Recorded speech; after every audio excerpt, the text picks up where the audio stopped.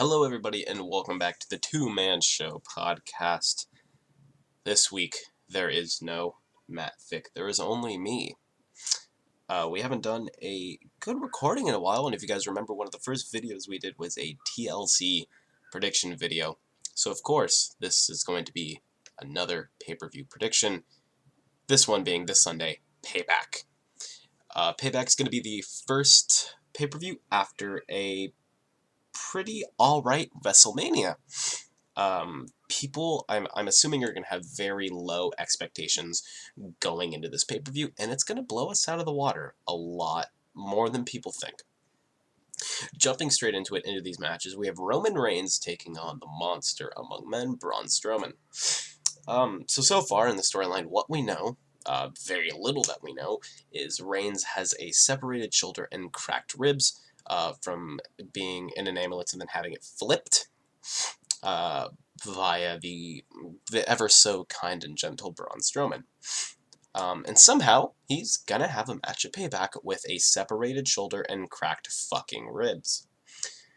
I'm honestly expecting Strowman to go over in this match, leading to an Extreme Rules match at Extreme Rules on June 4th. So this is just kind of a give it to Braun Strowman type match. So give me Braun Strowman.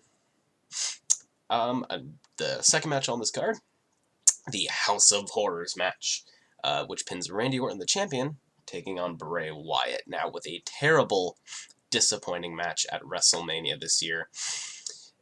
It seems good that the 7-month feud, 7 months of Randy Orton and Bray Wyatt comes to an end.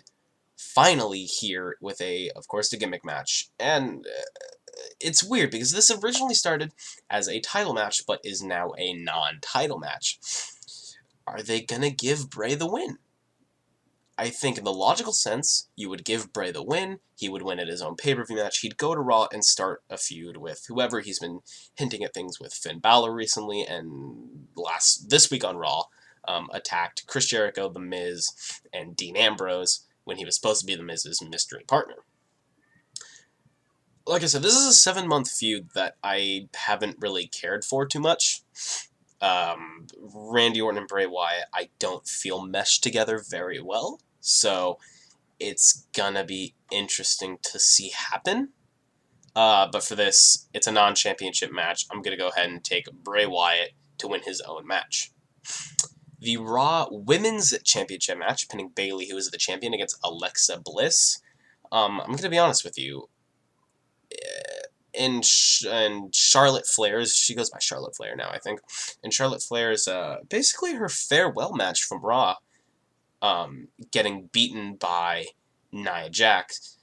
It made Nia Jax look like she was going to be the person to fight Bayley in this match and possibly become the champion, but instead, Alexa Bliss won, I believe it was a Fatal 4-Way match on Raw. And now the former SmackDown Women's Champion is getting a shot at the Raw Women's Championship, and they're giving her such a big push, and I'm not entirely sure on why. I have a feeling maybe it's because she's just really big with fans. If you think about it, she's kind of just like Bayley. People like her. She's she's almost like the underdog in some sense. But then again, compared to Nia Jax, all the women on the roster are underdogs. In this match, I gotta go ahead and take Bayley. I think taking Bayley would be the logical option. I mean, there's really no story to this. Having Alexa win would just be kind of dumb to me. Give Bayley this win. Give him a rematch at whatever the next pay-per-view is for Raw, I don't know if Extreme Rules is a joint pay-per-view, but whatever next pay-per-views comes up, maybe Bliss can get it, develop a story a little bit, maybe Bayley cheats to win, maybe Alexa gets DQ'd, I don't know. Something cool better happen, though. The next match, the United States Championship match, and this one is a weird one. It's going to be Kevin Owens, who is the champion, taking on Chris Jericho, which is another SmackDown title being defended on a Raw pay-per-view, and I don't like it. I really don't like it. Basically, the winner of this, the U.S. title will remain on SmackDown Live no matter what. Meaning if Chris Jericho wins this match, he would switch over to SmackDown Live. on the highlight reel this last Monday on Raw. Jericho said, this is the last highlight reel you're going to get on Raw. When I win the title, I'll go over to SmackDown Live. And I think he should. I think in the world of talk shows, we've got the Ambrose Asylum, we've got Miz TV. Hell, bring back Edge and let's get the cutting edge back. There's no room for Jericho on Raw now. I think bring him over to SmackDown. Why not? See what Jericho can do on SmackDown. It sounds dumb and it sounds risky, but it's just that kind of dumb and risky that I'd be willing to watch happen. For this match, I'm going to go ahead and take Chris Jericho. The Fozzy hatred in me says Jericho, but the Fozzy love in me says Kevin Owens.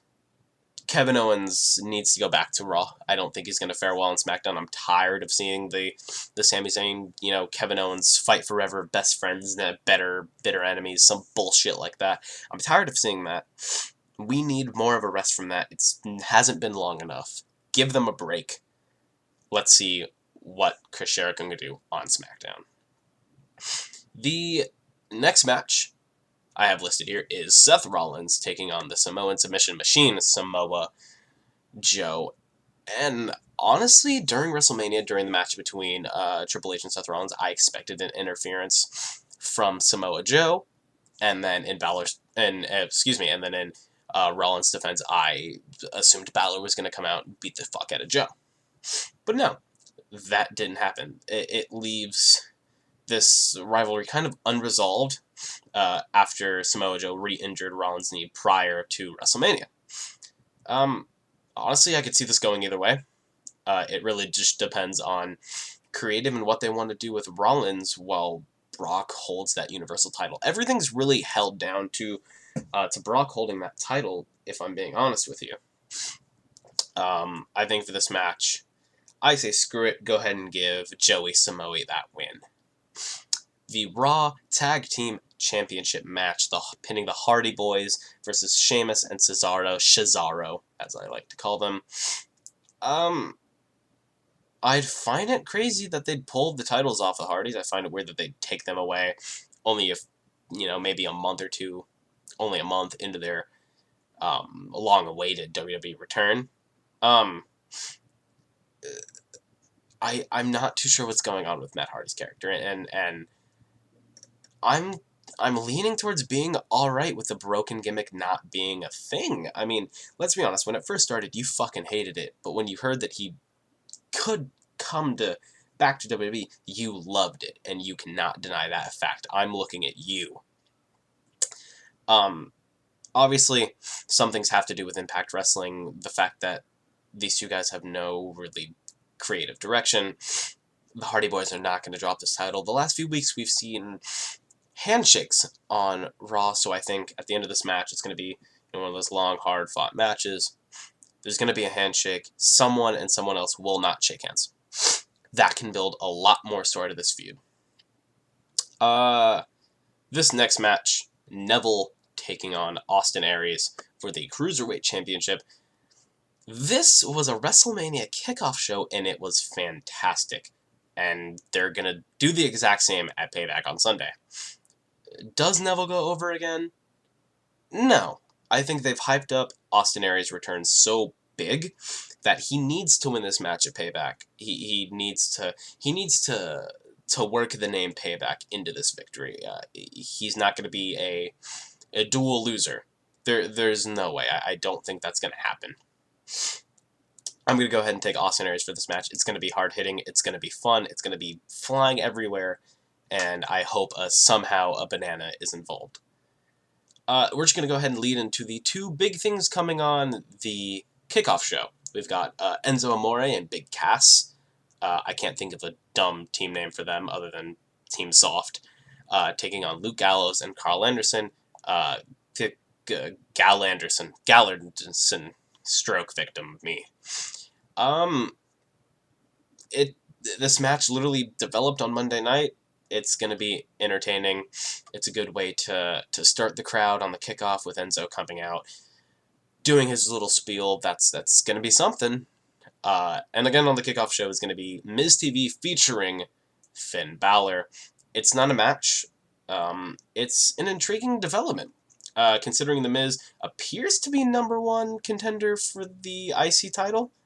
It's not being defended on the show, which is interesting. I don't know the last time Dean defended that title. So, I don't know the last time he defended that title on television. I don't know if he's done it at house shows. Have not done my research recently. There's really nothing to say about it. Maybe it'll spark a bit of a feud with all three of them for that IC title. Maybe Finn goes for an IC title. That'd be pretty interesting to see. There's a lot that can happen here, and I'm really excited to see. Something that's missing. So 2 things that I think are really big missing is a Universal Championship. Maybe a show-up, a surprise, he talks, Heyman comes out, a match, but there's nothing. He's appeared on Raw. Has he appeared on Raw? Yeah, I think he's only appeared on Raw since winning the title, and he's not even going to defend it at the first pay-per-view after WrestleMania. I don't think he'll defend it until Extreme Rules, again on June 4th, which is going to be a full 2 months after he's won it. So I think, I don't know. Maybe he'll come out. Maybe, the Samoa Joe Seth Rollins match might lead into a kind of Universal title match. I mean, I'd like to see Samoa Joe take on Brock, and I wouldn't mind seeing Seth Rollins and Brock Lesnar again. I thought that was a great feud. And the last thing that I think is missing personally, it doesn't make sense to me. He's such a hard worker. He goes every day. An Intercontinental title match. It sure did appear that Ambrose would have had a match against The Miz at Payback, and he doesn't. Over the last couple of weeks since The Miz has been on Raw after the Superstar shakeup, him and Dean have been going at it constantly on Miz TV, and Miz has been the butt end of, I believe, 4 dirty deeds. Why isn't this a match on the card? It's not even on a kickoff show. It's not on there at all. It's weird. I don't like it. It was never announced. It may be added prior. I don't know. I don't know. I don't understand what they're doing. Those are my predictions for this Sunday's pay-per-view. I'm just going to run down them one more time. I'm taking Braun Strowman, Bray Wyatt, Bayley, Chris Jericho on a whim, the Hardy Boys, Austin Aries, Enzo Amore, and Big Cass. Those are my predictions. Let me know what you guys think in the way of predictions. I hope to talk to you guys directly after Payback. Thank you guys so much. See you soon.